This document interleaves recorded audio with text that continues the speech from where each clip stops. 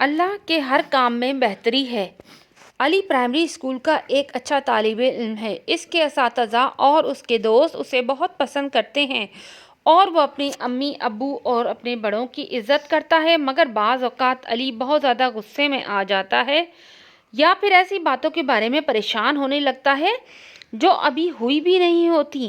مثال کے طور پر جب اسکول میں امتحان ہونے والے ہوتے ہیں تو اسے ہمیشہ یہی ڈر لگا رہتا ہے کہ اس کے نمبر اچھے نہیں آئیں گے، اور اگرچہ وہ پڑھائی میں خوب محنت کرتا ہے مگر پھر بھی سوچ سوچ کر پریشان ہوتا رہتا ہے۔ اکثر اس عادت سے اس کی توجہ میں خلل پڑتا ہے اور بعض اوقات وہ ان سوالوں کے جواب بھی غلط دے ڈالتا ہے جن کے صحیح جواب اسے معلوم ہوتے ہیں۔ جب کوئی ایسا کام سامنے آ جائے جسے وہ نہ کر سکے یا کسی کام کا نتیجہ اس کی توقع کے مطابق نہ نکل سکے تو اس پر فوراً ہی مایوسی چھا جاتی ہے۔ جب وہ یہ سوچے کہ فلاں کام وہ کیوں نہیں کر سکتا یا یہ کہ فلاں کام کا نتیجہ اس کی مرضی کے مطابق کیوں نہیں نکلا تو اسے اپنے آپ پر غصہ آنے لگتا ہے۔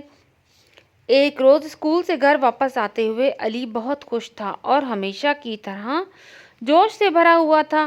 جب وہ اپنے گھر پہنچا تو اس کی امی باورچی خانے میں کھانا بنا رہی تھیں۔ اس نے فوراً ہی امی کو اسکول میں پیش آنے والے واقعے کے متعلق بتانا شروع کر دیا۔ امی، اس نے ہیجان بھرے لہجے میں کہا، اس اتوار کو اسکول والے پکنک پر جائیں گے۔ وہاں اچھا کھانا ملے گا اور ہم کھیلیں گے، سیر کریں گے، گانے گائیں گے اور خوب تفریح کریں گے۔ کتنی اچھی بات ہے نا علی؟ ہاں علی، یہ واقعی بہت اچھی خبر ہے۔ اس کی امی مسکرائیں۔ آؤ اب اپنے ہاتھ دھو لو اور اسکول کا کام مکمل کر ڈالو۔ علی نے اپنی امی کی ہدایت پر عمل کیا۔ اس نے اپنے ہاتھ اور منہ دھوئے اور اسکول کا کام کرنے لگا، مگر وہ ابھی بہت جوش محسوس کر رہا تھا۔ وہ سوچ رہا تھا کہ پکنک پر کتنا مزہ آئے گا۔ اچانک اس کے ذہن میں ایک خیال آیا۔ اس نے سوچا، اگر اتوار کے روز میری طبیعت خراب ہو گئی تو کیا ہوگا؟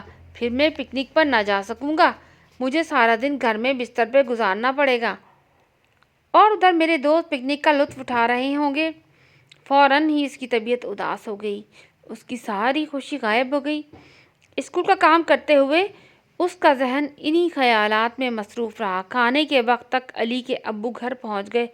علی کی امی نے سب کو کھانے کی میز پر آنے کے لیے کہا۔ وہ سب ایک ساتھ میز کے گرد بیٹھ گئے۔ علی اپنے ذہن میں چکرانے والے برے برے خیالوں کی وجہ سے خاموش اور اداس بیٹھا تھا۔ اس کی امی اس کا اترا ہوا چہرہ دیکھ کر بہت حیران ہوئی۔ علی کے ابو نے بھی اس کی اداسی محسوس کر لی۔ ہمیشہ کی طرح انہوں نے بات چیت کرنا شروع کر دی۔ آج تم نے اسکول میں کیا کیا علی؟ اس کے ابو نے پوچھا۔ ہم نے چند نئی باتیں سیکھی ابو، علی نے جواب دیا۔ ریاضی کی کلاس میں نے بلیک بورڈ پر جا کر سوال حل کیے جو ٹیچر نے ہمارے ذمے لگائے تھے۔ کیا تم اپنے ابو کو وہ اچھی خبر نہیں سناؤ گے علی جو تمہیں آج ملی ہے؟ اس کی امی نے دریافت کیا۔ اتوار کے روز ہم پکنک پر جا رہے ہیں ابو، یہ تو واقعی اچھی خبر ہے علی، اس کے ابو نے مسکرا کر کہا، مگر لگتا ہے تمہیں اس پر کوئی خوشی نہیں ہوئی۔ اس کی امی نے کہا، جب تم اسکول سے گھر آئے تھے تو واقعی بہت خوش تھے، مگر اب تم اداس لگ رہے ہو۔ علی نے جواب دیا، ہاں میں بہت خوش تھا، لیکن پھر میرے ذہن میں ایک ایسی بات آئی جس نے مجھے بری طرح سے اداس کر دیا۔ تم اداس کیوں ہو علی؟ اس کے ابو نے پوچھا۔ علی نے انہیں بتایا، اگر اتوار کے روز میں بیمار ہو گیا اور پکنک پر نہ جا سکا تو مجھے بہت دکھ ہوگا۔ اس کی امی نے اسے تسلی دینے کی کوشش کی، علی اس وقت تم بیمار نہیں ہو اور یہ کوئی نہیں بتا سکتا کہ آنے والے وقت میں کیا ہوگا۔ جس بات کے ہونے یا نہ ہونے کے بارے میں کوئی جانتا ہی نہیں، اس کے بارے میں سوچ کر اداس ہو جانا کوئی عقل مندی کی نشانی نہیں۔ اس کے ابو نے اضافہ کیا، دیکھو علی، تمہارے ذہن میں یہ برے خیالات شیطان نے ڈالے ہیں اور تمہیں پریشان کر دیا ہے۔ تم ایسی باتوں کے بارے میں سوچ رہے ہو جو ابھی ہوئی بھی نہیں، اسے وہم کا شکار ہونا کہتے ہیں۔ ہمارے ذہن میں آنے والے تمام برے خیالات یا ہمارے دل میں اٹھنے والے تمام اندیشے، تمام تفکرات شیطان کی طرف سے آتے ہیں۔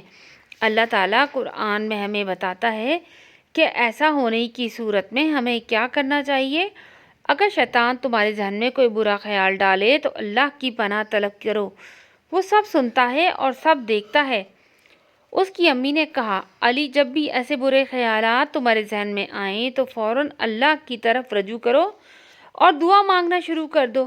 اس کے ابو نے بات آگے بڑھائی، اللہ تعالیٰ نے ہماری زندگی میں پیش آنے والی ہر بات پہلے ہی سے طے کر رکھی ہے اور وہ ہمارے لیے ہمیشہ بہتری ہی کرتا ہے۔ اگر تم پکنک پر نہ جا سکے تو یقین رکھو کہ اس میں بھی تمہاری کوئی نہ کوئی بہتری ہی ہوگی۔ بعض لوگ یہ بات بھول جاتے ہیں کہ اللہ کے ہر کام میں کوئی بہتری ہوتی ہے اور اپنے ساتھ ہونے والی بعض باتوں کی وجہ سے اداس اور پریشان ہو جاتے ہیں۔ عین ممکن ہے کہ اللہ تعالیٰ نے ہمیں چھوٹی سی پریشانی دے کر کسی بڑی پریشانی سے بچا لیا ہو، مگر وہ یہ نہیں سوچتے، اس لیے ہمیشہ پریشان اور اداس رہتے ہیں۔ علی نے سمجھنے والے انداز میں سر ہلایا۔ اب میں پوری طرح سے بات کو سمجھ گیا ہوں۔ آج سے جب بھی کبھی میرے ذہن میں برے خیالات آئیں گے تو میں فوراً ہی اللہ کی ذات سے پناہ طلب کروں گا اور اس کا شکر ادا کروں گا کہ اس نے مجھے بہت سی اچھی اچھی چیزوں سے نوازا ہے۔ تو بچوں کہانی یہاں ختم ہوئی اور یہ کہانی ہمیں سکھاتی ہے کہ ہمیں جو ہمارے اوپر حال ہے اس میں خوش رہنا چاہیے اور مستقبل کے بارے میں زیادہ نہیں سوچنا چاہیے، اور جو اللہ پاک نے ہمیں دیا ہوتا ہے اسی کے اندر سب سے بڑی بہتری ہوتی ہے۔ یہ اس کہانی کا مورل ہے اور اخلاقی سبق بھی ہے۔ تو ٹھیک ہے بچوں، کہانی ختم ہوتی ہے۔